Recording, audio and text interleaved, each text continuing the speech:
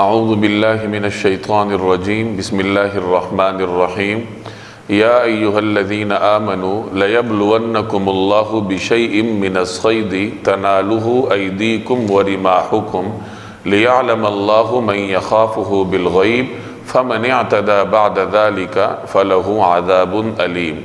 یا ایہا الذین آمنوا، اے ایمان والو، لیبلونکم اللہ بشیء من الصید، اللہ تمہیں شکار کے کچھ جانوروں کے ذریعے ضرور آزمائے گا، تنالہ ایدیکم ورماحکم، جو تمہارے ہاتھوں اور تمہارے نیزوں کی زد میں آ جائیں گے، لیعلم اللہ من یخافہ بالغیب، تاکہ اللہ تعالیٰ یہ جان لے کہ کون ہے جو اسے دیکھے بغیر بھی اس سے ڈرتا ہے۔ فَمَنِ اعْتَدَى بَعْدَ ذَلِكَ، پھر جو شخص اس کے بعد بھی حد سے تجاوز کرے گا، فَلَهُ عَذَابٌ عَلِيمٌ، تو وہ دردناک سزا کا مستحق ہوگا۔ اس صورت کی ابتدا میں اللہ تبارک و تعالی نے حلال اور حرام کے قوانین کو بیان فرمایا تھا، پھر درمیان میں یہود اور نصارہ سے خطاب کا ایک طویل سلسلہ تھا۔ اب پھر ان آیات میں اللہ جل جلالہ دوبارہ مسلمانوں سے مخاطب ہو کر حلال اور حرام کے کچھ احکامات کو بیان فرما رہے ہیں۔ فرق یہ ہے کہ پہلے جو حلال اور حرام کے احکامات بیان ہوئے، ان میں جو حرام چیزیں تھیں وہ ہمیشہ کے لیے حرام تھیں، جیسے میتہ، مردار کا ذکر آپ نے پڑھا، خون کے بارے میں آپ نے پڑھا، ما اہل لغیر اللہ بہ کے بارے میں آپ نے پڑھا، اور بالکل پچھلی آیات میں شراب کا ذکر گزرا۔ یہ تمام وہ چیزیں ہیں جو ابدی طور پر حرام ہیں، اور یہاں اللہ تبارک و تعالی ایک ایسی چیز کا بیان فرما رہے ہیں جو حرام تو ہے لیکن مؤقت طور پر۔ بعض اوقات ایک چیز جائز ہوتی ہے لیکن وقتی طور پر اللہ تعالیٰ اس کی ممانعت فرما دیتا ہے، جیسے بات چیت کرنا جائز ہے لیکن نماز کے دوران وقتی طور پر آپ بات چیت نہیں کر سکتے، چلنا پھرنا بھی وقتی طور پر نماز کے دوران ممنوع ہو جاتا ہے۔ تو کچھ چیزیں جائز ہوتی ہیں لیکن وقتی طور پر ان کی ممانعت کر دی جاتی ہے۔ اسی طریقے سے شکار کا حکم یہاں بیان ہو رہا ہے کہ شکار بنیادی طور پر حلال ہے، لیکن وقتی طور پر اللہ تعالیٰ اسے حرام کر دیتا ہے کہ جو شخص حالت احرام میں ہے اور احرام کی حالت میں ہے تو وہ اپنی اس احرام کی حالت میں زمینی شکار نہیں کر سکتا، بری شکار نہیں کر سکتا۔ اور دراصل اس میں ایک قسم کی آزمائش ہے۔ جس طریقے سے اللہ تبارک و تعالی نے یہود کو حکم دیا تھا کہ ہفتے کے دن مچھلی کا شکار نہیں کرنا، اور اس حکم میں ان کی آزمائش تھی، لیکن وہ اس آزمائش پر پورا نہ اترے، اس حکم کی خلاف ورزی کر بیٹھے، جس کے نتیجے میں وہ اللہ کے غضب کا شکار ہوئے، ان کی شکلیں تک مسخ ہو گئیں۔ تو امت محمدیہ کو بھی اللہ تبارک و تعالی نے اس طریقے سے آزمائش میں ڈالا کہ حالت احرام میں ان کے لیے شکار کو ممنوع قرار دیا گیا۔ ہم اپنے اس ماحول میں اس آزمائش کو شاید نہ سمجھ سکیں کیونکہ ہم شکار کے عادی نہیں ہیں، شکار پر ہماری زندگی کا دار و مدار نہیں ہے، لیکن جن حالات میں یہ آیت نازل ہوئی تو اس وقت عربوں کے ہاں شکار ایک بنیادی ضروریات زندگی میں سے تھا، بالخصوص جو اہل مکہ تھے ان کا تو گزر بسر ہی بنیادی طور پر شکار پر تھا، کیونکہ مکہ والوں کے ہاں کوئی زرخیزی نہیں تھی، نہ وہاں باغات تھے، یا وہ تجارت کرتے تھے یا وہ شکار کرتے تھے، تو اس قسم کے وسائل کے ذریعے وہ اپنی معیشت کا انتظام کرتے تھے۔ تو یہ صحابہ کرام کی ایک آزمائش تھی کہ حالت احرام میں اللہ تبارک و تعالی نے ان کے لیے شکار کو ممنوع قرار دیا، لیکن اللہ تبارک و تعالی نے صحابہ کو جو ایمانی قوت عطا کی تھی اس کی برکت سے وہ اس آزمائش میں پورے اترے۔ چنانچہ روایات میں آتا ہے کہ صلح حدیبیہ کے موقع پر جب صحابہ کرام حالت احرام میں تھے تو ان کے خیموں کے ارد گرد شکار آ کر گھومتا تھا، مختلف پرندے اور جانور ان کے خیموں کے ارد گرد آ کر گھومتے تھے۔ ظاہر ہے کہ ان کا دل کرتا ہوگا کہ ان کا شکار کر لیں، لیکن چونکہ حالت احرام میں تھے اور حالت احرام میں شکار منع تھا اور یہ ایک آزمائش تھی، تو اللہ تبارک و تعالی نے انہیں اس آزمائش میں سرخرو فرمایا، اور کسی صحابی نے حالت احرام میں اپنے ارد گرد موجود ان شکاری پرندوں یا شکاری جانوروں کا شکار نہیں کیا۔ تو یہ اللہ تبارک و تعالی کا انعام تھا۔ تو یہاں اس کا ذکر ہے کہ اللہ تعالیٰ تمہیں آزمائے گا، تمہیں امتحان میں ڈالے گا۔ کس طریقے سے؟ کہ شکار تمہارے نیزوں کی زد میں ہوگا، تمہارے ہاتھوں کی زد میں ہوگا، تم بآسانی اسے شکار کر سکو گے، لیکن اس کے باوجود چونکہ تم حالت احرام میں ہو تو تم شکار نہیں کر سکتے۔ اللہ کا حکم ہے یہ، تو یہ ایک قسم کی آزمائش ہے کہ اپنی دسترس میں شکار کے ہوتے ہوئے بھی تم اللہ کے حکم کی وجہ سے رکتے ہو یا نہیں۔ یا ایھا الذین آمنوا، اے ایمان والو، لیبلونکم اللہ تعالیٰ تمہیں آزمائے گا، بشیء من الصید، شکار کے کچھ جانوروں کے ذریعے۔ وہ شکار کے جانور کہاں ہوں گے؟ تنالہ ایدیکم، جو تمہارے ہاتھوں کی زد میں ہوں گے، ورماحکم، اور تمہارے نیزوں کی زد میں ہوں گے۔ چونکہ اس زمانے میں نیزہ عام طور پر استعمال ہوتا تھا، آپ اس سے اسلحہ مراد لے لیجئے کہ وہ تمہارے نشانے پہ ہوں گے، تمہارے اسلحے کی زد میں ہوں گے، لیکن چونکہ تم حالت احرام میں ہو تو اللہ کا حکم ہوگا کہ ان کو شکار نہ کرو، اور یہی تمہارے لیے آزمائش ہے۔ اور یہ آزمائش اللہ نے کیوں بھیجی، اس امتحان میں کیوں ڈالا؟ لِيَعْلَمَ اللَّهُ مَن يَخَافُهُ بِالْغَيْبِ، کہ تاکہ اللہ تعالیٰ یہ آزمائے کہ کون ہے تم میں سے جو بن دیکھے اللہ سے ڈرتا ہے، یعنی اللہ تبارک و تعالیٰ کے احکامات پر عمل کرتے ہوئے اس شکار کرنے سے کون پرہیز کرتا ہے۔ فَمَنِ اعْتَدَىٰ بَعْدَ ذَلِكَ، پھر جو شخص اس کے بعد بھی حد سے تجاوز کرے گا، فَلَهُ عَذَابٌ أَلِيمٌ، تو وہ دردناک سزا کا مستحق ہوگا۔ یا ایھا الذین آمنوا لا تقتلوا الصید وانتم حرم ومن قتله منکم متعمدا فجزاء مثل ما قتل من النعم يحكم به ذوى عدل منکم هدیا بالغ الکعبۃ او کفارۃ طعام مساکین او عدل ذلك صیاما لیذوق وبال امرہ عفا اللہ عما سلف ومن عاد فینتقم اللہ منہ واللہ عزیز ذو انتقام۔ یا ایھا الذین آمنوا، اے ایمان والو، لا تقتلوا الصید وانتم حرم، جب تم احرام کی حالت میں ہو تو کسی شکار کو قتل نہ کرو۔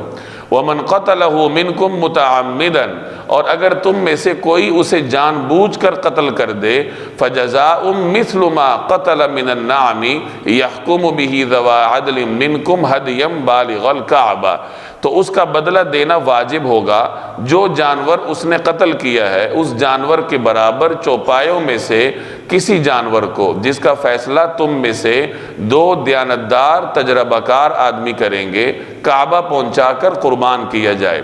او کفارۃ طعام مساکین، یا کفارہ مسکینوں کو کھانا کھلا کر ادا کیا جائے۔ او عدل ذالک صیاما، یا اس کے برابر روزے رکھے جائیں، لیذوق وبال امری، تاکہ وہ شخص اپنے کیے کا بدلہ چکھے۔ عفا اللہ عما سلف، پہلے جو کچھ ہو چکا اللہ نے اسے معاف کر دیا۔ ومن عاد، اور جو شخص دوبارہ ایسا کرے گا، فینتقم اللہ من، تو اللہ اس سے بدلہ لے گا۔ واللہ عزیز ذو انتقام، اور اللہ اقتدار اور انتقام کا مالک ہے۔ اب اس آیت میں بھی اسی پچھلی آیت میں بیان ہونے والے حکم کا ہی بیان ہے کہ حالت احرام میں محرم کے لیے شکار کرنا منع ہے۔ اس مسئلے کا خلاصہ یہ ہے کہ اگر کوئی شخص حالت احرام میں ہو تو اس کے لیے زمینی شکار کرنا منع ہے۔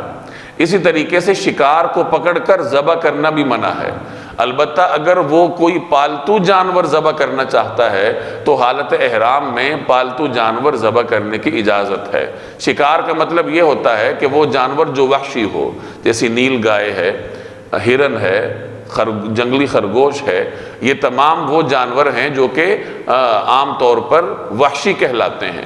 تو جو وحشی جانور ہے اس کا شکار کرنا یا اس کو پکڑ کر ذبح کرنا، اس کی اجازت نہیں ہے۔ البتہ جو پالتو جانور ہیں جیسے گائے ہے، بکری ہے، اونٹ ہے، تو حالت احرام میں ان کو ذبح کرنے کی اجازت ہوتی ہے۔ اب شکار کو قتل کرنا، شکار کو ذبح کرنا یا شکار کرنا حالت احرام میں اس کی اجازت نہیں ہے۔ لیکن اگر کوئی شخص حالت احرام میں ہو اور وہ شکار کر بیٹھے تو اس کا کیا حل ہے؟ تو اس آیت میں اس کا جواب دیا گیا کہ اگر کوئی شخص حالت احرام میں شکار کر بیٹھے تو اسے کیا کرنا پڑے گا؟ اسے کفارہ ادا کرنا پڑے گا۔ اور کفارے کی مختلف صورتیں اللہ نے اس آیت میں بیان فرمائی۔ چنانچہ کفارے کا طریقہ کار یہ ہے کہ جو جانور اس نے شکار کیا ہے اس جانور کی قیمت لگائی جائے گی۔ قیمت لگانے کا طریقہ کیا ہے؟ قیمت لگانے کا طریقہ یہ ہے کہ جس علاقے میں اس نے شکار کیا ہے اس علاقے میں سے دو کوئی سمجھدار لوگ ہوں اور وہ آ کر اس جانور کی قیمت لگائیں کہ یہ جو تم نے جانور شکار کیا ہے چاہے وہ کوئی بھی جانور ہو اس کی یہ قیمت ہے۔ اب جب قیمت طے ہو گئی تو اس قیمت کے برابر وہ مویشیوں میں سے کوئی جانور خریدے گا، یعنی بکری ہو، اونٹ ہو، گائے ہو، بیل ہو، یہ جانور مویشی جانور کہلاتے ہیں، ان میں سے وہ کوئی جانور خریدے گا جو اس قیمت کے برابر ہو اور اس کو خرید کر حرم میں جا کر اس کی قربانی کرے گا، خود اس میں سے نہیں کھائے گا اور دیگر جو مساکین ہیں، فقراء ہیں، ان کو اس جانور کا گوشت کھلائے گا۔ پہلی صورت یہ ہے۔ دوسری صورت یہ ہے کہ اگر وہ جانور قربان نہ کر سکے تو جتنی قیمت ان دو لوگوں نے مقرر کی ہے کہ تم نے جو جانور شکار کیا ہے وہ اتنی مالیت کا ہے، اب وہ قیمت مساکین میں تقسیم کر دی جائے گی۔ اگر وہ جانور خرید کے وہاں جا کے قربان نہیں کر سکتا تو اس قیمت کو مساکین میں تقسیم کر دیا جائے گا۔ کتنے مسکینوں میں تقسیم کیا جائے گا اور ہر مسکین کو کتنا دیا جائے گا، تو اس کا جواب بھی اس آیت نے دیا کہ مسکینوں میں تقسیم کرنے کا طریقہ کار یہ ہے کہ ہر مسکین کو ایک صدقہ فطر کے برابر اناج دے گا یا ایک صدقہ فطر کے برابر اناج کی قیمت ہر مسکین کو دے گا۔ اب صدقہ فطر کے مختلف اجناس ہوتی ہیں، اگر گندم کے ذریعے صدقہ فطر کی تعیین کی جائے تو وہ تقریباً 1.25 سیر گندم بنتی ہے۔ آپ آسانی کے لیے کسر ختم کر دیجئے، 2 سیر لگا لیجئے، تو ایک مسکین کو 2 سیر گندم دینی پڑے گی۔ اب فرض کیجئے اس نے جو جانور قتل کیا تھا، جو جانور شکار کیا تھا، اس جانور کی قیمت سے 1 من گندم خریدی جا سکتی ہے۔ اب 1 من گندم خرید کر جب اس 1 من کو مساکین میں فی مسکین 2 سیر کے حساب سے تقسیم کیا جائے گا تو وہ 20 مساکین کو ملے گا، تو 20 مساکین میں سے ہر مسکین کو 2 سیر گندم دے دے۔ ایک دوسری صورت اس کفارے کی یہ ہے۔ اور تیسری صورت یہ ہے کہ اگر وہ جانور بھی وہاں قربان نہیں کر سکتا اور اس قیمت کے برابر اناج خرید کر مساکین میں تقسیم نہیں کر سکتا یا وہ رقم صدقہ فطر کے برابر مساکین میں تقسیم نہیں کر سکتا تو پھر وہ روزے رکھے۔ روزے رکھنے کا طریقہ بھی یہی ہے کہ ایک صدقہ فطر کے برابر یا ایک مسکین کے بدلے میں 1 روزہ رکھے گا، یعنی جہاں اس نے جو جانور قتل کیا تھا، جو جانور شکار کیا تھا اور اس کی قیمت 2 لوگوں نے لگائی اور اس قیمت سے 1 من گندم خریدی جا سکتی تھی اور وہ 1 من گندم 20 مساکین میں 2 سیر فی مسکین کے حساب سے تقسیم کرنی تھی، تو اس کی وہ استطاعت نہیں رکھتا، تو ہر مسکین کے بدلے میں اس نے 1 روزہ رکھنا ہے، یعنی اس کے اوپر 20 روزے آئیں گے، وہ 20 روزے رکھے گا۔ اسی طریقے سے اگر کوئی چھوٹا جانور اس نے شکار کیا ہو جس کی قیمت سے فرض کیجئے کہ 20 کلو گندم آتی ہے تو وہ 20 کلو گندم 10 مساکین کو ملے گی، تو وہ فی مسکین 1 روزہ رکھے گا اور 10 روزے اس طریقے سے اس پر آئیں گے۔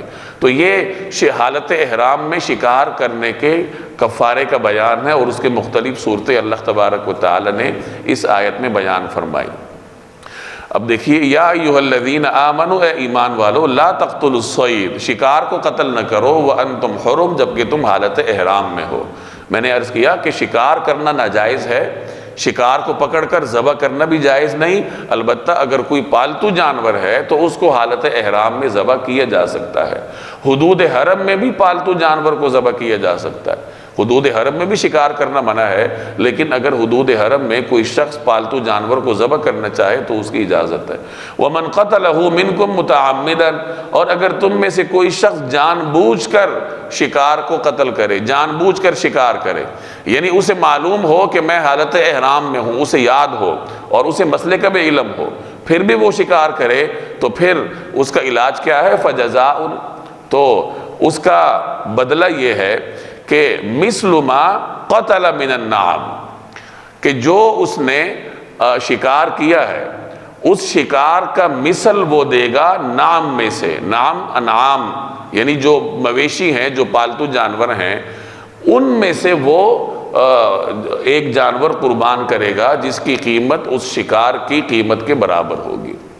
فجزاء، تو اس کا بدلہ دینا واجب ہوگا، مثل ما قتل من النعم، جو جانور اس نے قتل کیا ہے اس جانور کے برابر چوپایوں میں سے کسی جانور کو بطور بدلے کے اس کو دینا پڑے گا۔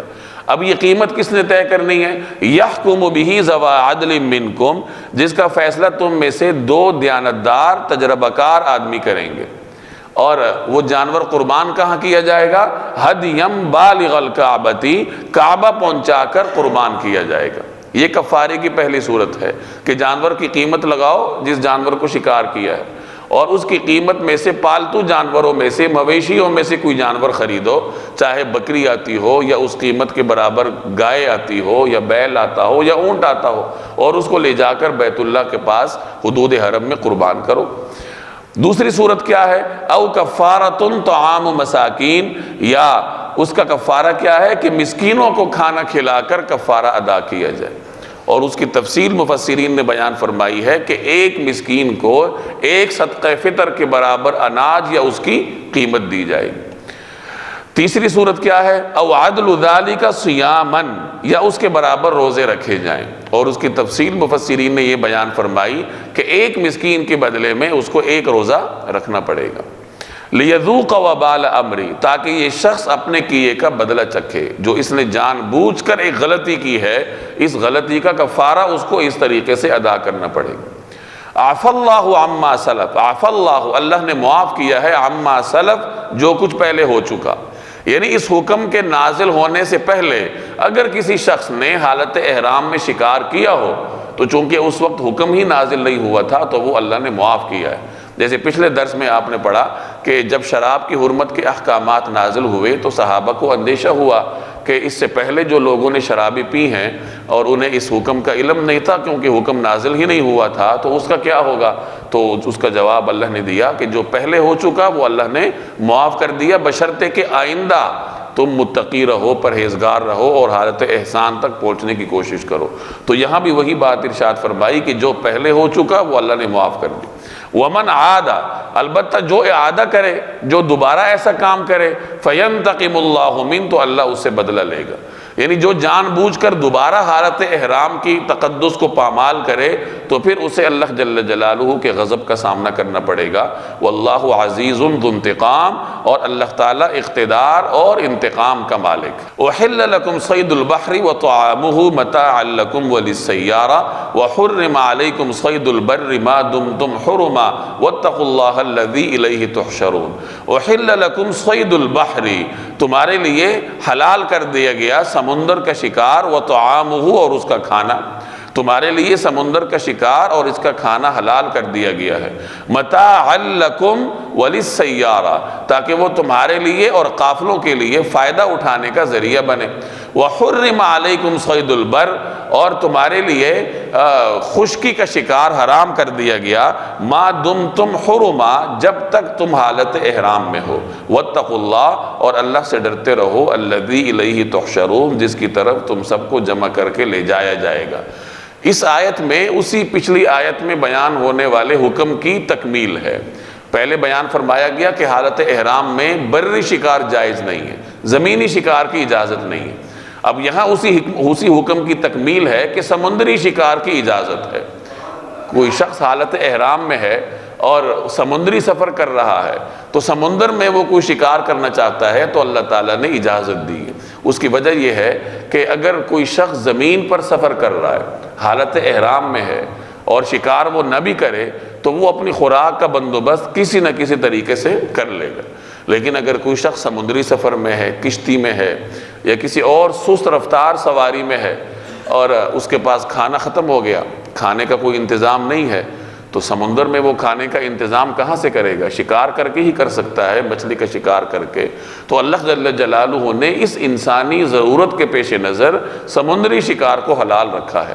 حالت احرام میں، کہ حالت احرام میں اگرچہ تم زمینی شکار نہیں کر سکتے لیکن سمندری شکار کر سکتے ہو۔ وحل لکم صید البحر، تمہارے لیے جو سمندر کا شکار ہے وہ حلال کر دیا گیا، وطعامہ، اور اس کا کھانا، متاعا لکم، تاکہ وہ تمہارے لیے فائدہ اٹھانے کا ذریعہ بنے، وللسیارہ، اور قافلوں کے لیے۔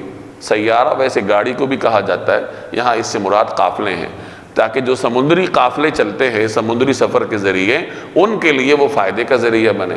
وَحُرِّمَ عَلَيْكُمْ صَيْدُ الْبَرِّ مَا دُمْتُمْ حُرُمًا، لیکن جب تک تم حالت احرام میں ہو اس وقت تک تمہارے لیے زمینی شکار، بری شکار حرام ہے۔ وَاتَّقُوا اللَّهَ الَّذِي إِلَيْهِ تُحْشَرُونَ، اور اس اللہ سے ڈرتے رہو جس کی طرف تم سب کو جمع کر کے لے جایا جائے گا۔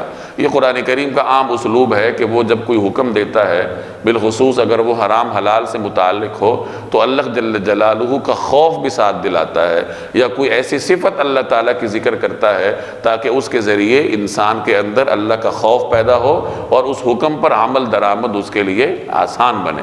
قرآن کریم صرف ترغیب کا انداز استعمال نہیں کرتا بلکہ وہ ترغیب کا انداز بھی استعمال کرتا ہے، انسان کے دل میں اللہ کی محبت بٹھاتا ہے تاکہ انسان اللہ کی محبت میں آ کر خدائی احکامات کی پیروی کرے۔ جعل اللہ الکعبۃ البیت الحرام قیاما للناس والشہر الحرام والہدی والقلائد ذلك لتعلموا ان اللہ یعلم ما فی السماوات وما فی الارض وان اللہ بكل شیء علیم۔ جعل اللہ الکعبۃ البیت الحرام قیاما للناس، اللہ نے کعبے کو جو بڑی حرمت والا گھر ہے لوگوں کے لیے قیام امن کا ذریعہ بنایا ہے۔ والشہر الحرام، نیز حرمت والے مہینے، والہدیہ، نذرانے کے جانوروں، والقلائد، اور ان کے گلے میں پڑے ہوئے پٹوں کو بھی۔ ذالکہ، یہ سب اس لیے، لتعلموا، تاکہ تمہیں معلوم ہو، ان اللہ یعلم ما فی السماوات وما فی الارض، کہ آسمانوں اور زمین میں جو کچھ ہے اللہ اسے خوب جانتا ہے، وان اللہ بکل شیء علیم، اور اللہ ہر بات سے پوری طرح باخبر ہے۔ گزشتہ آیت میں اللہ نے وقتی طور پر حرام ہونے والے ایک چیز کو بیان فرمایا کہ جب تک تم حالت احرام میں ہو تو شکار کرنا، زمینی شکار کرنا تمہارے لیے جائز نہیں ہے۔ اب یہ جو حالت احرام میں زمینی شکار کرنا منع ہے تو اس حکم کی وجہ احرام کا تقدس ہے، اور احرام کا تقدس بیت اللہ کی تقدس اور بیت اللہ کی حرمت کی وجہ سے ہے، تو اس آیت میں اللہ جل جلالہ نے بیت اللہ کے مقام کو واضح فرمایا۔ چنانچہ ارشاد فرمایا کہ اللہ تعالیٰ نے بیت اللہ کو لوگوں کے لیے قیام امن کا ذریعہ بنایا، لوگوں کے لیے قیام کا ذریعہ بنایا۔ اب بیت اللہ لوگوں کے لیے مختلف انداز میں قیام کا ذریعہ ہے، فرد کے لیے انفرادی طور پر بھی ہے، اور پورے معاشرے کے لیے، پورے انسانی معاشرے کے لیے اجتماعی طور پر بھی بیت اللہ قیام کا ذریعہ ہے۔ فرد کے لیے انفرادی طور پر کیسے ہے؟ اس طریقے سے کہ جب کوئی شخص حدود حرم میں جاتا ہے تو اسے ہر طریقے سے امن حاصل ہوتا ہے، اسے کوئی شخص نقصان نہیں پہنچا سکتا۔ انسان تو ایک طرف رہے، جانوروں کو بھی حدود حرم میں امن حاصل ہے، جنگلی جانوروں کو، وحشی جانوروں کو، کہ ان کا شکار کرنا اللہ نے حدود حرم میں جائز نہیں رکھا۔ اس طریقے سے اللہ تبارک و تعالی نے بیت اللہ میں رہنے والوں کو رزق مختلف طریقوں سے عطا فرمایا ہے۔ حضرت ابراہیم علیہ السلام نے دعا فرمائی تھی کہ الہی یہاں کے رہنے والوں کو وافر مقدار میں رزق عطا فرما۔ حضرت ابراہیم نے ایک ایسے موقع پر دعا فرمائی تھی یہ رزق والی کہ ان کے سامنے مکہ مکرمہ ایک بیابان کی شکل میں تھا، جہاں دور دور تک کوئی آبادی کے آثار نہیں تھے، اور مکہ سارا پہاڑی علاقہ تھا، یہاں پہ کسی کھیت یا باغ کے اگانے کے بھی کوئی آثار نہیں تھے۔ تو اس ماحول میں انہوں نے یہاں کے مستقبل کے باسیوں کے لیے رزق کی دعا فرمائی۔ چنانچہ آپ دیکھ لیجئے کہ آج مکہ میں رہنے والوں کو دنیا کی ہر آسائش حاصل ہے، دنیا کا ہر پھل وہاں دستیاب ہوتا ہے، اور دنیا میں بننے والی ہر قسم کی مصنوعات مکہ مکرمہ میں حدود حرم میں انسان کو مل جاتی ہیں۔ تو یہ اللہ جل جلالہ نے حضرت ابراہیم کی دعا کو قبولیت کا منصب عطا فرمایا۔ تو بہرحال بیت اللہ شریف، کعبہ مبارکہ فرد کے لیے انفرادی طور پر قیام کا ذریعہ ہے، اور پورے انسانی معاشرے کے لیے اجتماعی طور پر بھی قیام کا ذریعہ ہے، کہ جب تک بیت اللہ برقرار ہے اس وقت تک انسانی معاشرہ برقرار ہے، اور جب بیت اللہ کو اللہ اٹھا لے گا تو پھر دنیا کو باقی رہنے کا جواز ختم ہو جائے گا، پھر اس دنیا کو اللہ تعالیٰ ختم فرما دے گا۔ چنانچہ جب تک دنیا کو برقرار رکھنا اللہ جل جلالہ کی مشیت میں ہے، اس وقت تک بیت اللہ بھی برقرار رہے گا، اور کوئی بڑی سے بڑی طاقت بھی بیت اللہ کو نقصان پہنچانے کی صلاحیت نہیں رکھتی۔ ابرہہ بڑا ظالم، متکبر، طاقتور بادشاہ تھا، طاقت کے نشے میں چور بیت اللہ پہ حملہ آور ہوا، اور اللہ جل جلالہ نے چھوٹی چھوٹی مخلوق، چھوٹے چھوٹے پرندوں کے پنجوں میں چھوٹے چھوٹے پتھروں کے ذریعے اسے اپنے انجام تک پہنچایا۔ چونکہ اللہ نے دنیا کو ابھی برقرار رکھنا تھا، اور دنیا کو برقرار رکھنے کے لیے بیت اللہ کو بھی برقرار رکھنا تھا۔ لیکن جب اللہ کی مشیت میں اس دنیا کا خاتمہ ہوگا، قیامت واقع ہوگی، تو بیت اللہ کو اٹھا لیا جائے گا۔ چنانچہ حدیث میں آتا ہے کہ آخری زمانے میں موٹی موٹی پنڈلیوں والا ایک حبشی شخص بیت اللہ پہ حملہ آور ہوگا، اور وہ اسے مسمار کر دے گا، ڈھا دے گا۔ چنانچہ اس کے تھوڑے عرصے کے بعد پھر قیامت واقع ہو جائے گی، اور اللہ جل جلالہ اس دنیا ہی کو ملیا میٹ کر دے گا۔ تو جب تک اللہ نے دنیا کو برقرار رکھنا ہے، بیت اللہ بھی برقرار ہے۔ تو گویا پورے انسانی معاشرے کے قیام کا ذریعہ اور قیام کا دار و مدار کعبہ مبارکہ پر ہے، بیت اللہ پر ہے، کہ بیت اللہ برقرار ہے تو پورا انسانی معاشرہ برقرار ہے۔ پورے انسانی معاشرے کا ایک اندیکھا تعلق اللہ نے بیت اللہ کے ساتھ جوڑا ہے، کہ جب تک وہ برقرار ہے تو انسانی معاشرہ بھی ہے، اور وہ نہیں ہے تو انسانی معاشرہ بھی نہیں۔ بیت اللہ ہی کی سرزمین کو اللہ نے سب سے پہلے پیدا فرمایا۔ چنانچہ ایک روایت میں بیت اللہ کو سرۃ الارض کہا گیا، کہ یہ زمین کی ناف ہے، یعنی یہاں سے اللہ نے زمین کو بچھانا شروع کیا ہے۔ تو سب سے پہلے اللہ نے بیت اللہ کے نیچے جو زمین ہے، کعبے کے نیچے والی زمین، اس کو پیدا فرمایا، اور اس کے بعد یہاں سے زمین کو بچھایا گیا۔ اور سب سے پہلا پہاڑ اس روئے زمین پر جبل ابو قبیس ہے، جو بیت اللہ کے بالکل سامنے ہے۔ تو اس آیت میں اللہ تبارک و تعالی نے بیت اللہ کی عظمت کو بیان فرمایا۔ جعل اللہ الکعبۃ البیت الحرام قیاما للناس، اللہ نے کعبے کو، جو کہ البیت الحرام ہے، حرمت والا گھر ہے، اس کو بنایا کیا؟ قیاما للناس، لوگوں کے لیے قیام کا ذریعہ، قیام امن کا ذریعہ، کہ فرد کو انفرادی طور پر بھی وہاں امن حاصل ہے، یا فرد کا جو انفرادی زندگی ہے اس کا قیام بھی بیت اللہ سے متعلق ہے، اور پورے انسانی معاشرے کا امن بھی اللہ جل جلالہ نے بیت اللہ کے ساتھ جوڑا ہے۔ کعبہ بلند جگہ کو کہا جاتا ہے، کعب یہ ٹخنوں کو کعبین کہا جاتا ہے، ٹخنے کو کعب کہتے ہیں کیونکہ ابری ہوئی جگہ ہے، عربی زبان میں ابری ہوئی جگہ کو کعب کہا جاتا ہے، تو کعبہ کا مطلب ابری ہوئی جگہ۔ اللہ نے کعبے کو، جو بڑی حرمت والا گھر ہے، لوگوں کے لیے قیام امن کا ذریعہ بنایا۔ اب آگے تین اور چیزوں کا ذکر ہے، الشہر الحرام، ہدی اور قلائد۔ شہر الحرام کہتے ہیں حرمت والے مہینے، ان کا تعلق بھی چونکہ بیت اللہ سے ہے۔ اسی طریقے سے ہدی قربانی کے جانور کو کہتے ہیں، اس کا تعلق بھی بیت اللہ کے ساتھ ہے۔ اور قلائد، قلادے کی جمع ہے، قربانی کے جانور میں لٹکائے ہوئے ہار کو کہا جاتا ہے، اس کا تعلق بھی بیت اللہ کے ساتھ ہے۔ تو جہاں اللہ نے اس آیت میں بیت اللہ کو لوگوں کے لیے قیام امن کا ذریعہ بتایا، تو وہیں ساتھ تین اور چیزوں کا بھی ذکر کر دیا جن کا تعلق بیت اللہ کے ساتھ ہے، اور بیت اللہ ہی کی وجہ سے اللہ نے اسے قیام امن کا ذریعہ بنایا۔ یہ حرمت والے مہینوں کو قیام امن کا ذریعہ کیسے بنایا؟ کہ عرب جس زمانے میں قتل و غارت گریاں کرتے تھے، تو جہاں وہ سارا سال لڑتے رہتے تھے، تو وہاں یہ چار حرمت والے مہینوں میں وہ لڑائی سے گریز کرتے تھے۔ انہی مہینوں میں ان کے تجارتی قافلے چلتے تھے، انہی مہینوں میں ان کی تجارت خوب پروان چڑھتی تھی، خوب پنپتی تھی، جس کے نتیجے میں وہ سارا سال کھاتے تھے، کیونکہ باقی مہینوں میں تو نہ وہ خود محفوظ، نہ ان کا تجارتی قافلہ محفوظ، لیکن ان مہینوں میں چونکہ وہ لڑائی سے گریز کرتے تھے، اس لیے ان کی جان بھی محفوظ، ان کی تجارت بھی محفوظ۔ تو یہ چار مہینے اللہ نے لوگوں ہدی قربانی کے جانور کو کہتے ہیں، جس کو بیت اللہ لے جا کر قربان کیا جاتا ہے، اور کوئی شخص اسے نقصان نہیں پہنچاتا تھا۔ مشرکین زمانے جاہلیت میں بھی بیت اللہ کی طرف جانے والے جانوروں کا خیال کرتے تھے، اس کو نقصان نہیں پہنچاتے تھے، تو وہ بھی قیام امن کا ذریعہ ہے۔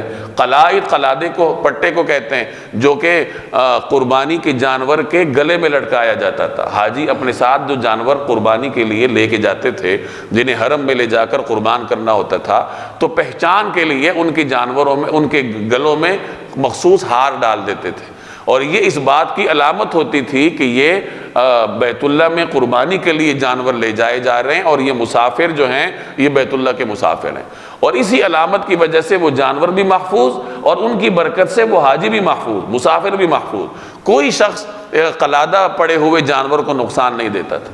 تو اس طریقے سے اللہ نے ان کو بھی قیام امن کا ذریعہ بنایا۔ اب قلادے کی کیا حیثیت ہے، ہار کی کیا حیثیت ہے، لیکن جب اسی ہار کی نسبت ایسے جانور کے ساتھ ہوئی جس کی نسبت بیت اللہ کی جانب ہے، تو اس ہار کو بھی اللہ نے مقدس بنا دیا اور اس ہار کو بھی لوگوں کی جان اور مال کے تحفظ کا ذریعہ بنا دی۔ ذَلِكَ لِتَعْلَمُوا أَنَّ اللَّهَ يَعْلَمُ مَا فِي السَّمَاوَاتِ وَمَا فِي الْأَرْضِ، یہ سب اس لیے تاکہ تم جان لو کہ اللہ زمین و آسمان میں جو کچھ ہے اسے خوب جانتا ہے۔ یعنی اللہ نے جو بیت اللہ کو قیام امن کا ذریعہ بنایا اور اشہر حرم کو، جانوروں کو، قلادوں کو جو لوگوں کے لیے قیام امن کا ذریعہ بنایا، تو یہ اس کی مصلحتوں پر مشتمل ہے، اور اسی کے ذریعے تم جان لو گے کہ اللہ جل جلالہ زمین و آسمان کی ہر چیز کو جانتا ہے۔ وہ اس چیز کو جانتا ہے کہ کس چیز میں لوگوں کے لیے امن کا وسیلہ ہے اور کون سی چیز لوگوں کے لیے امن کا ذریعہ بن سکتی ہے۔ چنانچہ اللہ نے ان چیزوں کو لوگوں کے لیے ذریعہ امن بنایا۔ وَأَنَّ اللَّهَ بِكُلِّ شَيْءٍ عَلِيمٌ، اور یہ کہ اللہ تعالیٰ ہر چیز کو خوب جانتا ہے۔ اعلموا ان اللہ شدید العقاب، یہ بات بھی جان رکھو کہ اللہ عذاب دینے میں سخت ہے۔ وَأَنَّ اللَّهَ غَفُورٌ رَحِيمٌ، اور یہ بھی کہ اللہ بہت بخشنے والا بڑا مہربان ہے۔ اب یہاں اللہ کی دونوں صفتوں کو بیان کیا گیا کہ اس کا عذاب بھی سخت ہے لیکن ساتھ اس کی مغفرت بھی بہت زیادہ ہے، اور ان دونوں صفات کو ذہن نشین کرنا ہوتا ہے، کیونکہ اگر صرف اللہ کی صفت مغفرت پر نظر ہو تو بعض اوقات انسان گناہوں میں جری ہو جاتا ہے، اور اگر صرف اللہ کی صفت عذاب پر نظر ہو تو بعض اوقات انسان میں نا امیدی اور یأس کی صورتحال پیدا ہو جاتی ہے، اور جب ان دونوں صفات پر نظر ہو تو پھر انسان اعتدال میں رہتا ہے، نہ وہ گناہوں پر جری ہوتا ہے اور نہ گناہ کرنے کے بعد نا امید ہوتا ہے۔ گناہ کی طرف جاتے ہوئے اسے اللہ جل جلالہ کے عذاب کا خوف ہوتا ہے، اور اگر وہ گناہ کر بیٹھے شیطان کے بہکاوے میں آ کر تو پھر وہ نا امید نہیں ہوتا بلکہ اللہ کی صفت مغفرت پہ نظر کرتے ہوئے توبہ استغفار کرتا ہے۔ تو اللہ کی یہ دونوں صفتیں ذہن نشین ہونی چاہیے کہ جہاں اس کا عذاب سخت ہے تو وہاں اللہ کی مغفرت بھی بہت بڑی۔ ما علی الرسول الا البلاغ، رسول پر سوائے تبلیغ کرنے کے کوئی اور ذمہ داری نہیں ہے۔ واللہ یعلم ما تبدون، اور جو کچھ تم کھلے بندوں کرتے ہو اللہ اس کو بھی جانتا ہے، وما تکتمون، اور جو کچھ تم چھپاتے ہو، یعنی جو کچھ تم سر عام کرتے ہو یا جو کچھ تم چھپاتے ہو اللہ ان سب باتوں کو جانتا ہے۔ رسول کی ذمہ داری صرف پہنچانے کی ہوتی ہے، پہنچانے کے بعد رسول کی ذمہ داری ادا ہو جاتی ہے۔ اب ماننا یا نہ ماننا یہ انسان کے اپنی سعادت اور اپنی بدبختی سے متعلق ہے۔ اگر وہ سعادت مند ہوگا، اس کے دل میں ہدایت کا کوئی رمق موجود ہوگی تو وہ رسول کی بات پر لبیک کہے گا، اور اگر اس کی تقدیر میں اللہ نے شقاوت لکھی ہے، بدبختی لکھی ہے اس کے اپنے ذاتی اعمال کی وجہ سے، تو پھر وہ اس پیغام کو جھٹلا کر اپنے لیے ابدی بدبختی کا بندوبست کر لے گا۔ قل لا يستوي الخبيث والطيب ولو اعجبك كثرة الخبيث فاتقوا الله يا اولي الالباب لعلكم تفلحون۔ قل کہہ دیجئے لا يستوي الخبيث والطيب، کہ ناپاک اور پاکیزہ چیزیں برابر نہیں ہو سکتی۔ ولو اعجبك كثرة الخبيث، چاہے تمہیں ناپاک چیزوں کی کثرت اچھی لگتی ہو۔ فاتقوا الله يا اولي الالباب، لہٰذا اے عقل والو اللہ سے ڈرتے رہو، لعلکم تفلحون، تاکہ تمہیں فلاح حاصل ہو۔ پیچھے اللہ نے مختلف چیزوں کا بیان فرمایا، ان میں سے کچھ حلال تھی اور کچھ حرام تھی۔ اب یہاں آخر میں اللہ جل جلالہ یہ ایک اہم بات ارشاد فرما رہے ہیں کہ دیکھو ہمیشہ حلال چیز کا انتخاب کرنا، حرام میں چاہے جتنی بھی لذت ہو، جتنی بھی چاشنی ہو، جتنی بھی قوت ہو، اللہ کے نزدیک اس کی کوئی حیثیت نہیں ہے۔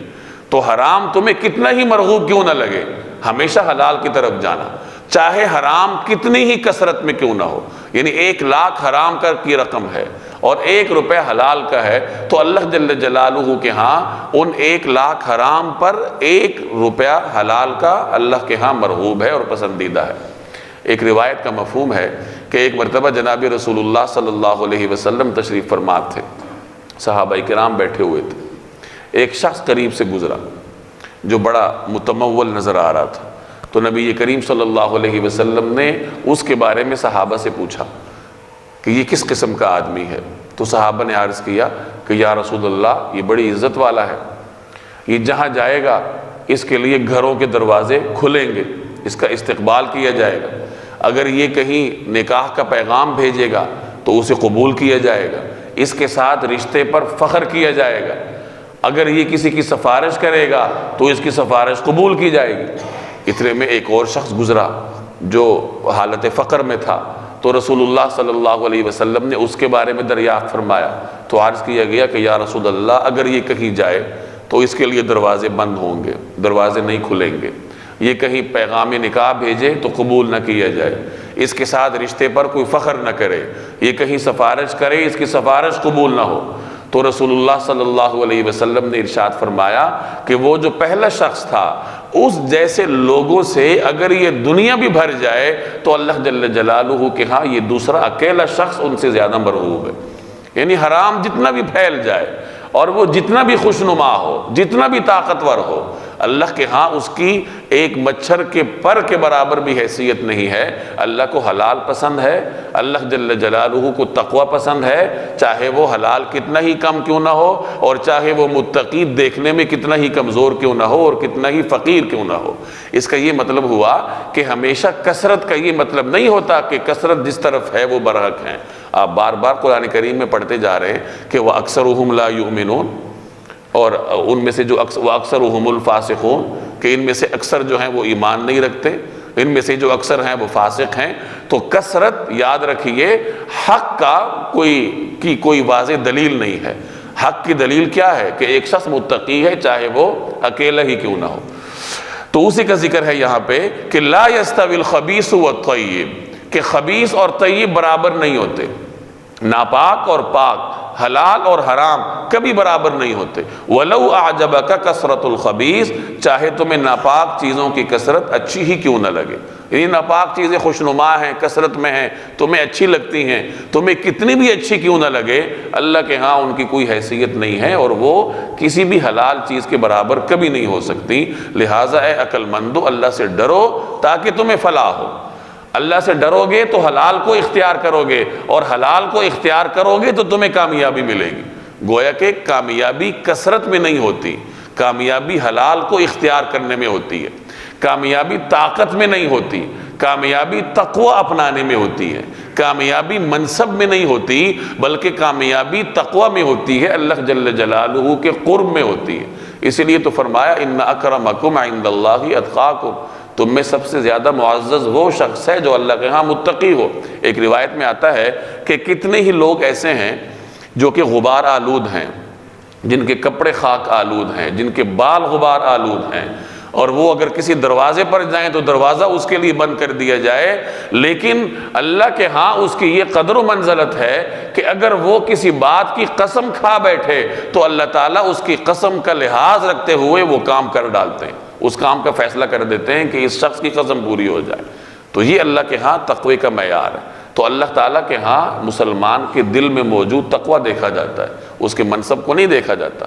یہ تو ہمارے ہاں چونکہ مغربی تہذیب کا دورہ ہے تو ہم ہر چیز کو دولت کے معیار پر پرکھتے ہیں، منصب کے معیار پر پرکھتے ہیں، اور آج کل تو سٹیٹس کی ایک جنگ ہے جو کہ چلی جا رہی ہے۔ لوگوں کا چین اور آرام کیوں رخصت ہے؟ کیونکہ برادریوں میں سٹیٹس کی جنگ ہے کہ وہ فلاں جو ہمارا رشتہ دار ہے، شریک ہے، وہ اس کا گھر ایسا ہو گیا، اس کا منصب ایسا ہو گیا۔ لوگ اولاد پر مقابلے کرتے ہیں کہ فلاں کے بیٹے کے اتنے نمبر ہیں، تمہارے اتنے نمبر کیوں نہیں؟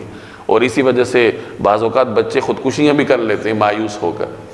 اب یہ جو جنگ لگی ہوئی ہے، یہ ایک دوڑ ہے، یہ کس چیز کی ہے؟ دنیا کی ہے۔ اور کیوں ہے؟ کہ ہم مغربی تہذیب کے زیر اثر ہیں، اور مغربی تہذیب کے زیر اثر ہونے کی وجہ سے آنکھوں پر مادیت کی پٹی ہے۔ کوئی آدمی یہ نہیں دیکھتا کہ میرا بچہ کتنا ایماندار ہے، کتنا دیانتدار ہے، کتنا سچ بولتا ہے، کتنی نماز پڑھتا ہے۔ کسی آدمی کو یہ فکر نہیں ہے۔ البتہ یہ فکر ہے کہ نمبر کتنے لیے، اور ہماری حکومت نے نمبروں کی دوڑ ختم کر دی کہ 1100 نمبر دے دیے، اور شاید ہمیشہ کے لیے یہ دوڑ ختم ہو جائے۔ یا ایھا الذین آمنوا لا تسألوا عن اشیاء ان تبد لکم تسؤکم وان تسألوا عنها حین ينزل القرآن تبد لکم عفا اللہ عنها واللہ غفور حلیم۔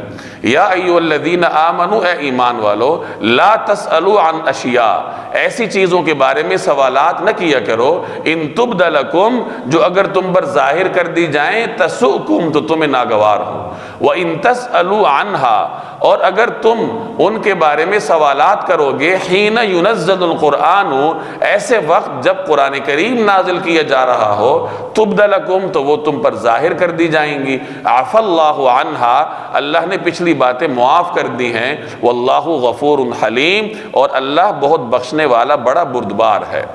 قد سألها قوم من قبلکم، تم سے پہلے ایک قوم نے اس قسم کے سوالات کیے تھے، ثم اصبحوا بها کافرین، پھر ان سے منکر ہو گئے۔ اس آیت میں بھی مسلمانوں کو ایک اہم ہدایت دی جا رہی ہے، اور وہ یہ کہ کبھی لایانی سوالات نہ کرنا۔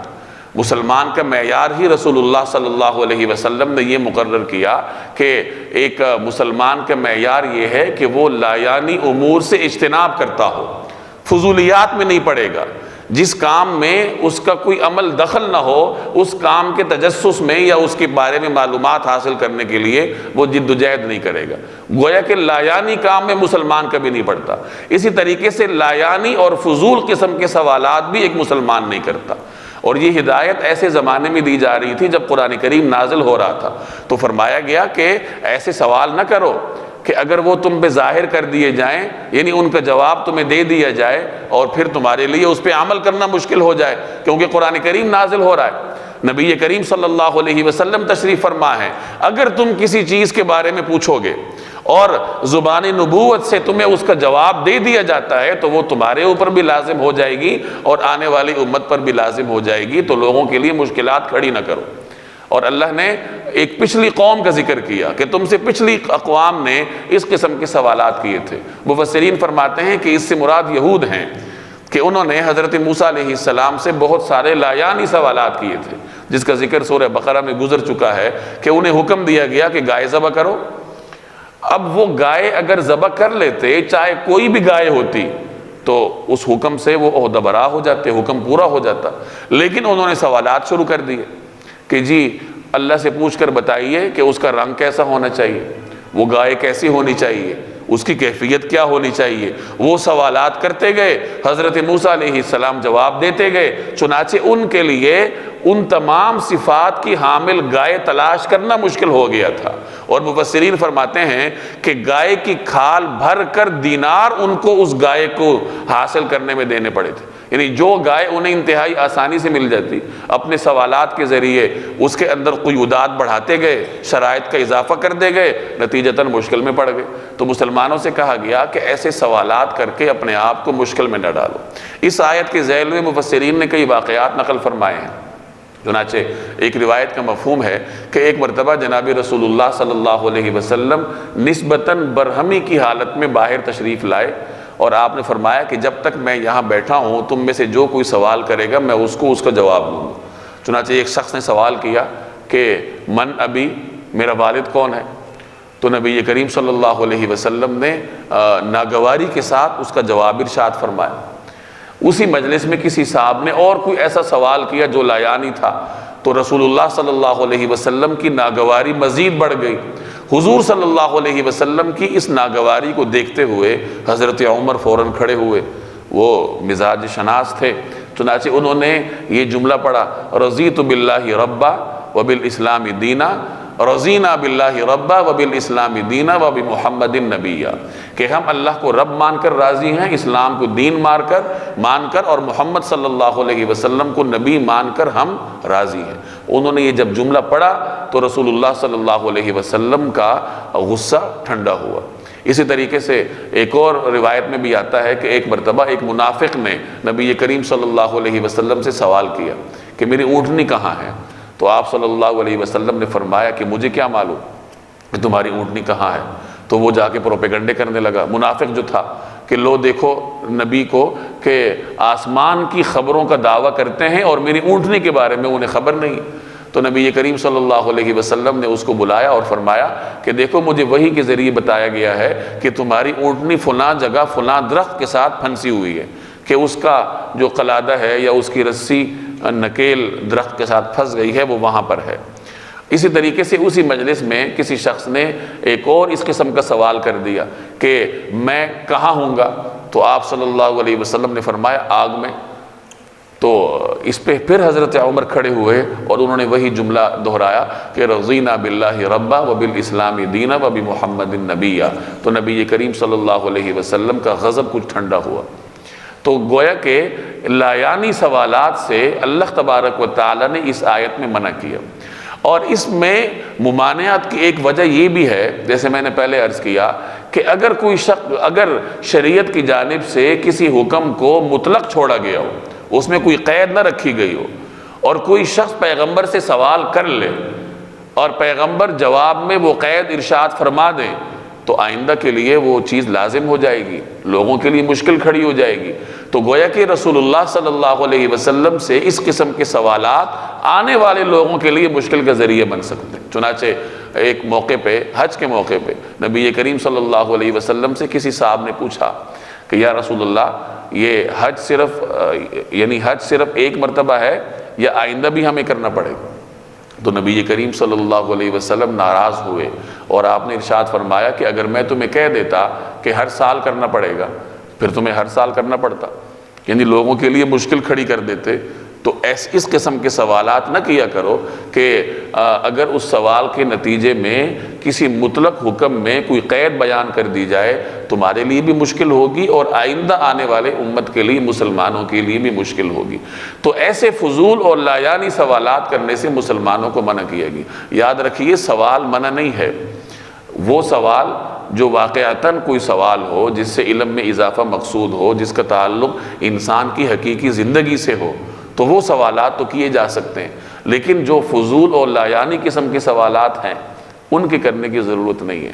صحابہ کرام کا یہ مزاج تھا، یعنی جو صحابہ رسول اللہ صلی اللہ علیہ وسلم کے تربیت یافتہ تھے، ان کا یہ مزاج تھا کہ وہ نبی کریم صلی اللہ علیہ وسلم سے سوال نہیں کرتے تھے، بلکہ بعض اوقات صحابہ انتظار کرتے تھے کہ کوئی دیہاتی شخص آئے، وہ کوئی سوال کرے اور حضور جواب ارشاد فرمائیں، اور اس کے نتیجے میں ہمارے بھی علم میں اضافہ ہو۔ چونکہ باہر سے جو دیہاتی آتے تھے وہ دربار نبوی کے آداب سے اتنے واقف نہیں تھے، تو وہ بعض اوقات سوال کر لیتے تھے، لیکن صحابہ کرام ادب کی وجہ سے کوئی سوال نہیں کرتے تھے۔ تو فرمایا کہ اے ایمان والو، لا تسألوا عن اشیاء، ایسی چیزوں کے بارے میں سوالات نہ کیا کرو، ان تبد لکم، کہ اگر وہ ظاہر کر دی جائیں، یعنی ان سوالات کا جواب تمہیں دے دیا جائے، تسؤکم، تو تم مشکل میں پڑ جاؤ، تمہیں ناگوار ہو۔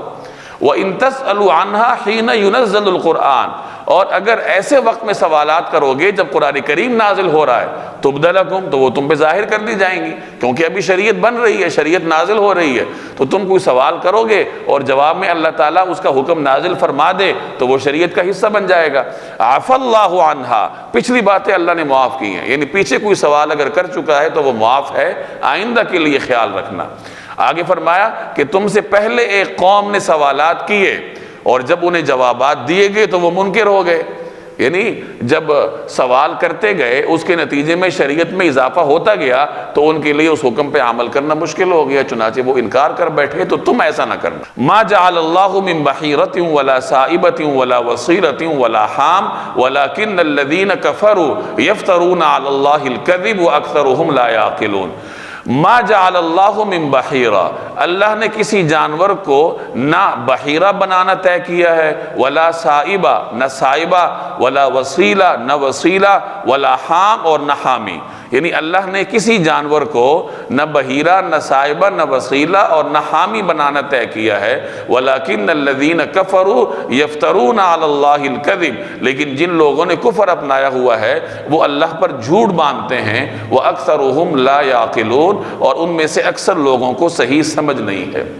پیچھے ان چیزوں کا بیان تھا جس کو اللہ نے حرام قرار دیا، اب کچھ ایسی چیزیں تھیں جن کو اہل عرب نے اپنے طور پر حرام قرار دیا تھا، تو یہاں اس کا ذکر ہے کہ یہ تو انسانوں نے خود حرام قرار دیا، لہٰذا یہ حلال ہیں، ان کا استعمال کیا کرو۔ پہلی چیز، اہل عرب جانوروں کو مختلف انداز سے بتوں کے لیے وقف کرتے تھے کہ یہ جانور اب بت کے نام کا ہے، اب اس سے ہم کوئی فائدہ نہیں اٹھا سکتے، نہ اس کے گوشت سے، نہ اس کے دودھ سے، نہ اس پر سواری سے۔ گویا اللہ نے اس جانور سے نفع اٹھانا حلال قرار دیا تھا اور انہوں نے اپنی مرضی سے حرام قرار دی۔ تو یہ بحیرہ، صائبہ، وسیلہ اور حام، یہ مختلف جانوروں کے نام ہیں، یہ ان کے ہاں مختلف تصورات تھے، اور ان ناموں کی مختلف تشریحات مفسرین نے فرمائی ہیں۔ وہ بحیرہ کے بارے میں مفسرین فرماتے ہیں کہ عربوں کی عادت تھی کہ بعض اوقات کسی جانور کے دودھ کو اپنے لیے حرام قرار دیتے تھے کہ اس جانور کے دودھ سے ہم فائدہ نہیں اٹھا سکتے، اس کو بحیرہ کہا جاتا تھا۔ اسی طریقے سے بحیرہ کی ایک تفسیر یہ بھی کی گئی ہے کہ اگر کوئی اونٹنی لگاتار 10 مادہ بچے جن لیتی اور پھر کوئی نر بچہ جنتی تو اس اونٹنی کو وہ بحیرہ قرار دے کر بتوں کے لیے وقف کر دیتے تھے۔ سائبہ سے مراد وہ جانور ہے جس سے وہ ہر قسم کا نفع اٹھانا اپنے لیے حرام کر لیتے تھے کہ یہ بت کے لیے ہے، تو یہ جانور سائبہ کہلاتا تھا۔ وسیلہ ایسی اونٹنی کو کہا جاتا تھا جو مسلسل مادہ بچے جنتی جاتی ہو، تو ایسی اونٹنی کو بھی وہ اپنے لیے نفع اٹھانا اس سے ممنوع قرار دیتے تھے اور اس کو وسیلہ قرار دے کر بتوں کے لیے وقف کر لیا کرتے تھے۔ حام سے مراد وہ اونٹ ہے جس نے ایک مخصوص تعداد میں مادہ سے جفتی کی ہو، تو اس اونٹ کو وہ حام قرار دے کر بتوں کے لیے وقف کر دیتے تھے کہ یہ اب ہمارے لیے اس سے فائدہ اٹھانا حلال نہیں ہے۔ تو یہ مختلف نام ہیں جو مختلف تصورات کے تحت وہ جانوروں کو دیتے تھے اور اس کے دودھ سے یا اس کے گوشت سے یا اس پر سواری سے اپنے آپ کو محروم قرار دیتے تھے۔ تو جہاں اللہ نے فرمایا کہ دیکھو یہ جو تم نے بحیرہ بنایا ہے تو یہ اللہ نے نہیں بنایا، یہ تمہارا خود ساختہ ہے، وسیلہ ہے، سائبہ ہے، حام ہے، یہ سب تمہارے خود ساختہ تصورات ہیں، ان کا حقیقت سے کوئی تعلق نہیں ہے، لہٰذا اپنی مرضی سے حلال چیزوں کو حرام قرار مت دو۔ وَلَكِنَّ الَّذِينَ يَفْتَرُونَ عَلَى اللَّهِ الْكَذِبَ، یعنی یہ وسیلہ اور حام وغیرہ اللہ نے نہیں بنائے بلکہ یہ ان لوگوں نے اللہ پر جھوٹ باندھ رکھا ہے۔ وَأَكْثَرُهُمْ لَا يَعْقِلُونَ، اور ان میں سے اکثر لوگوں کو صحیح سمجھ نہیں ہے۔ وَإِذَا قِيلَ لَهُمْ تَعَالَوْا إِلَى مَا أَنزَلَ اللَّهُ وَإِلَى الرَّسُولِ قَالُوا حَسْبُنَا مَا وَجَدْنَا عَلَيْهِ آبَاءَنَا أَوَلَوْ كَانَ آبَاؤُهُمْ لَا يَعْلَمُونَ شَيْئًا وَلَا يَهْتَدُونَ۔ وَإِذَا قِيلَ لَهُمْ، اور جب ان سے کہا جاتا ہے تعالوا کہ آؤ، إِلَى مَا أَنزَلَ اللَّهُ، اس کلام کی طرف جو اللہ نے نازل کیا، وَإِلَى الرَّسُولِ، اور رسول کی طرف، اور جب ان سے کہا جاتا ہے کہ اللہ نے جو کلام نازل کیا ہے اس کی طرف اور رسول کی طرف آؤ، قالوا، تو وہ کہتے ہیں حسبنا، ہمارے لیے کافی ہے، ما وجدنا علیہ آباءنا، وہ جس پر ہم نے اپنے باپ دادوں کو پایا ہے، تو وہ کہتے ہیں کہ ہم نے جس پر اپنے باپ دادوں کو پایا ہے ہمارے لیے وہی کافی ہے۔ اولو کان آباؤہم لا یعلمون شیئا ولا یہتدون، بھلا اگر ان کے باپ دادے ایسے ہوں کہ نہ ان کے پاس کوئی علم ہو اور نہ کوئی ہدایت، تو کیا پھر بھی یہ ان کے پیچھے چلتے رہیں گے؟ اب اس آیت میں غیر مسلموں کا، مشرکین مکہ کے ایک طرز عمل کا بیان ہے کہ جب ان سے کہا جائے کہ دیکھو قرآن کریم پر ایمان لاؤ، اللہ نے تمہارے لیے نازل کیا تمہارے فائدے کے لیے، اور رسول کی اتباع کرو، تو بجائے اس کے کہ یہ ایمان لائیں یہ کہتے ہیں کہ ہمارے لیے تو ہمارے آباء و اجداد کا دین ہی کافی ہے۔ گویا کہ آباء و اجداد کے پیچھے چلنے نے ان کے لیے دین حق کے راستے میں رکاوٹ کھڑی کی ہے۔ بعض اوقات انسان دین پر چلنے کی کوشش کرتا ہے لیکن کچھ چیزیں اس کے راستے میں رکاوٹ بن جاتی ہیں۔ 3 قسم کی چیزیں اس کے راستے میں رکاوٹ بنتی ہیں۔ ایک اس کی نفسانی خواہشات، یہ اس کے راستے میں رکاوٹ بنتی ہیں۔ دوسرے نمبر پر رسوم اور عادات، یعنی اس کی برادری کی رسومات ہوں گی، اس کے آباء و اجداد کا طریقہ کار ہوگا، اس کے ماحول کا تقاضا ہوگا، یہ اس کے لیے دین پر عمل کرنے میں رکاوٹ بن جائے گا۔ اور کبھی کبھار سوء معرفت، یعنی غلط جاننا، یہ اس کے لیے دین حق کے راستے میں حائل ہوتا ہے۔ جیسے یہود اور عیسائی تھے کہ انہیں معلومات تو تھیں لیکن انہوں نے ان معلومات کو غلط سمجھا تھا، اور غلط سمجھنے کی وجہ سے وہ راہ راست سے دور چلے گئے تھے۔ تو یہ 3 بنیادی رکاوٹیں ہیں جو دین حق کے راستے میں حائل ہوتی ہیں، اور ہر آدمی کو ان سے واسطہ پڑتا ہے۔ کبھی آپ کے نفسانی خواہشات آپ کو روکیں گی، کبھی آپ کے رسوم اور رواج یا فیشن آپ کو دین پر عمل کرنے سے روکیں گے، اور کبھی کسی انسان کو غلط فہمی ہوگی اور وہ غلط معلومات کی وجہ سے صراط مستقیم سے محروم ہو جائے گا۔ تو ہمیشہ انسان کو اپنا احتساب کرنا چاہیے اور رکاوٹوں کو دیکھنا چاہیے کہ کون سی رکاوٹ ہے جو دین حق کے راستے میں میرے لیے حائل ہو رہی ہے، اور اس کو ہٹانے کی فکر کرنی چاہیے۔ تو فرمایا کہ یہ کفار کا طرز عمل ہے کہ جب ان سے کہا جائے کہ اللہ اور اس کے رسول کی اتباع کرو تو وہ کہتے ہیں کہ ہمارے لیے تو ہمارے آباء و اجداد کا دین ہی کافی ہے۔ آگے اللہ فرما رہا ہے کہ بھلا اگر ان کے آباء و اجداد کچھ نہ جانتے ہوں اور وہ ہدایت سے دور ہوں تو کیا یہ پھر بھی ان کے پیچھے چلیں گے؟ آباء و اجداد کے پیچھے اس صورت میں چلا جا سکتا ہے اگر وہ ہدایت یافتہ ہوں، یعنی کسی کے آباء و اجداد اور اسلاف ہدایت یافتہ ہیں، علماء ہیں، صلحاء ہیں، تو پھر تو ان کے پیچھے چلنا ہدایت کی بات ہے۔ لیکن اگر کسی کے آباء و اجداد دین حق سے دور تھے، علم سے دور تھے، تو ان کے پیچھے چلنا اپنے آپ کو گمراہی کے گڑھوں میں ڈالنے کے مترادف ہے۔ اس آیت سے ضمنی طور پر ایک اور بات بھی معلوم ہوئی، اور وہ یہ کہ جناب رسول اللہ صلی اللہ علیہ وسلم کے فرامین اور ارشادات بھی امت کے لیے قانون اور حجت کی حیثیت رکھتے ہیں۔ چنانچہ فرمایا تعالو کہ آؤ، کس کی طرف؟ الی ما انزل اللہ، جو اللہ نے نازل کیا، یعنی قرآن کریم۔ تو گویا قرآن کریم ایک قانون ہے امت کے لیے، حجت ہے۔ اور دوسرے نمبر پر آؤ کہاں؟ وَإِلَى الرَّسُولِ، رسول کی طرف، یعنی رسول جو تمہیں فرمائیں، جو تمہیں تعلیم دیں حدیث کی شکل میں، سنت کی شکل میں، تو وہ بھی تمہارے لیے حجت ہے۔ اور یہ رسول کی ایک ذمہ داری ہے لِتُبَيِّنَ لِلنَّاسِ مَا نُزِّلَ إِلَيْهِمْ، کہ وہ لوگوں کے لیے بیان کرتا ہے وہ جو ان کی طرف نازل کی گئی، یعنی قرآن کریم کے الفاظ اللہ کی جانب سے ہیں، اور اس کی تشریحات اور اس کا مفہوم بیان کرنا پیغمبر کی ذمہ داری ہوتی ہے۔ پیغمبر اپنے الفاظ کے ذریعے، اپنے عمل کے ذریعے قرآن کریم کی تشریح امت کو کر کے بتاتا ہے، اور پیغمبر کے الفاظ حدیث کی شکل میں اور اس کا عمل سنت کی شکل میں امت کے لیے حجت ہے، قانون ہے، جس طریقے سے قرآن کریم حجت اور قانون ہے۔ تو معلوم ہوا کہ جیسے قرآن کریم ہمارے لیے حجت اور قانون ہے، تو ویسے ہی جناب رسول اللہ صلی اللہ علیہ وسلم کے فرامین بھی ہمارے لیے حجت کی حیثیت رکھتے ہیں۔ اسی لیے قرآن کریم جہاں اللہ کی اطاعت کا حکم دیتا ہے، وہاں رسول کی اطاعت کا بھی حکم دیتا ہے، بلکہ ایک قدم آگے بڑھ کر رسول کی اطاعت کو اللہ کی اطاعت قرار دیتا ہے۔ من یطع الرسول فقد اطاع اللہ، جس نے رسول کی اطاعت کی تو گویا اس نے اللہ کی اطاعت کی۔ اور اللہ کی محبت حاصل کرنے کا طریقہ کیا بتایا؟ قل ان کنتم تحبون اللہ فاتبعونی، ان سے کہہ دیجیے اگر تم اللہ سے محبت رکھتے ہو، دعویٰ کرتے ہو، تو کیا کرو؟ میری اتباع کرو، میری سنت پہ عمل کرو، یحببکم اللہ، اللہ تم سے محبت کرے گا۔ تو جناب رسول اللہ صلی اللہ علیہ وسلم کے جو فرامین ہیں، آپ کا ایک ایک ارشاد امت کے لیے قانون کی حیثیت رکھتا ہے۔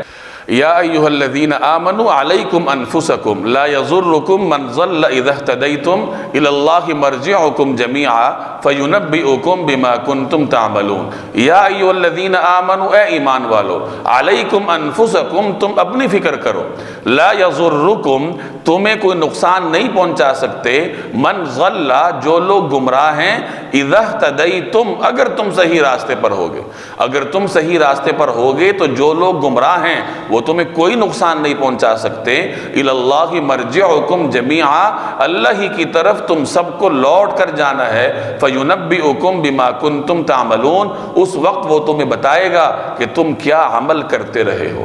چونکہ مسلمانوں کو مشرکین اور یہود و نصارہ اور منافقین کے طرز عمل پر حد درجے کی تکلیف ہوتی تھی کہ یہ لوگ راہ راست کی طرف کیوں نہیں آتے، تبلیغ کو تسلیم کیوں نہیں کرتے۔ تو اللہ تعالیٰ اس آیت میں مسلمانوں کو ایک قسم کی تسلی دے رہا ہے کہ اگر تم ان کو ہر ممکن طریقے سے تبلیغ کر چکے ہو، ہر طریقے سے ان کو سمجھا چکے ہو، پھر بھی یہ راہ راست پر نہیں آتے، تو تم ان کی فکر نہ کرو، بس تم اپنی فکر کرو۔ اگر تم لوگ صحیح راستے پر ہو، ہدایت پر ہو، تو یہ تمہیں کوئی نقصان نہیں پہنچا سکتے۔ تو ایک مطلب تو اس کا یہ ہے کہ انسان جب کسی کو سمجھا لے، حد درجے کی کوشش کر لے کہ وہ راہ راست پر آئے، لیکن اس کے باوجود بھی وہ راہ راست پر نہ آئے، تو پھر آدمی اپنی فکر کرے کہ چلو میں تو کم از کم راہ راست پر نہ ہوں، اپنی اصلاح کی فکر کرے۔ اس آیت کا یہ مطلب نہیں ہے کہ انسان امر بالمعروف اور نہی عن المنکر چھوڑ دے اور اپنی فکر کرے، بلکہ امر بالمعروف اور نہی عن المنکر کا فریضہ انجام دینے کے بعد پھر اس آیت پر عمل کرنا ہوتا ہے کہ امر بالمعروف اور نہی عن المنکر میں نے اپنی انتہا درجے کی کوشش تک کر لیا، اب بھی اگر وہ راہ راست پر نہیں آتا اور ماحول انتہائی خراب ہے، تو پھر مجھے اپنی فکر کرنی چاہیے۔ اپنی فکر پہلی بھی کرنی ہوتی ہے اور لوگوں کو سمجھانے کے بعد بھی اپنی فکر کرنی ہوتی ہے۔ ایک روایت میں آتا ہے کہ اگر معاشرے میں گرد و پیش میں گناہ ہو رہے ہوں اور کچھ لوگ ایسے ہوں جو کہ ان کو روکنے کی طاقت رکھتے ہوں، قدرت رکھتے ہوں، اور وہ نہ روکیں، تو خدشہ ہے اس بات کا کہ اللہ تعالیٰ سب کو عذاب سے دوچار کر دے۔ اور اسی بات کو حضرت ابوبکر صدیق نے بھی بیان فرمایا۔ انہوں نے اسی آیت کو پڑھ کر فرمایا کہ اے لوگو، علیکم انفسکم والی آیت کہیں تمہیں غلط فہمی کا شکار نہ کر دے، کہیں ایسا نہ ہو کہ تم امر بالمعروف اور نہی عن المنکر چھوڑ دو، پھر کیا ہوگا؟ پھر اللہ جل جلالہ ایک عمومی عذاب لے آئے گا جس میں تم سب اس کا شکار ہو جاؤ گے۔ تو اس کا یہ مطلب نہیں ہوتا کہ انسان اپنی فکر کرے دوسروں کو چھوڑے، بلکہ دوسروں کی فکر انتہا درجے کی کرے، ہر ممکن طریقے سے دوسرے کو سمجھانے کی کوشش کرے، اور پھر اگر وہ راہ راست پر نہیں آتا تو بطور تسلی کے اس آیت کو یاد کر لے کہ علیکم انفسکم، کہ چلو میں پھر اپنی ہدایت ہی کا سامان کرتا پھروں۔ اسی طریقے سے اس آیت کا ایک مطلب یہ بھی ہے کہ کہیں ایسا نہ ہو کہ ہم دوسروں کو تو تبلیغ کرتے رہیں اور اپنے آپ کو بھول جائیں، اپنی اصلاح پر توجہ نہ دیں۔ یہ بڑی بدقسمتی کی بات ہوتی ہے کہ دوسروں کو تبلیغ کی جائے، اپنے آپ کو بھلا دیا جائے۔ تو بہرحال انسان کو اپنی فکر بھی کرنی چاہیے پہلے، اور دوسروں کی بھی ساتھ فکر کرنی چاہیے، اور دوسروں کو ہر ممکن طریقے سے سمجھا چکے اور ان کے اوپر کوئی اثر نہ ہو تو پھر اس آیت کے ذریعے اپنے آپ کو تسلی دے کہ چلیے مجھے پھر اپنی فکر کرنی چاہیے۔ تو فرمایا اے ایمان والو، علیکم انفسکم، تم اپنی فکر کرو، لا یضرکم من ضل اذا اہتدیتم، اگر تم ہدایت پر ہوگے تو جو لوگ گمراہ ہیں وہ تمہیں نقصان نہیں دے سکتے، اگر تم ہدایت پر ہوگے۔ اور ہدایت کی تشریح کیا ہے؟ ہدایت کی تشریح ہی یہی ہے کہ تم خود بھی نیک راستے پر ہو اور دوسروں کو بھی نیک راستے کی طرف بلاؤ۔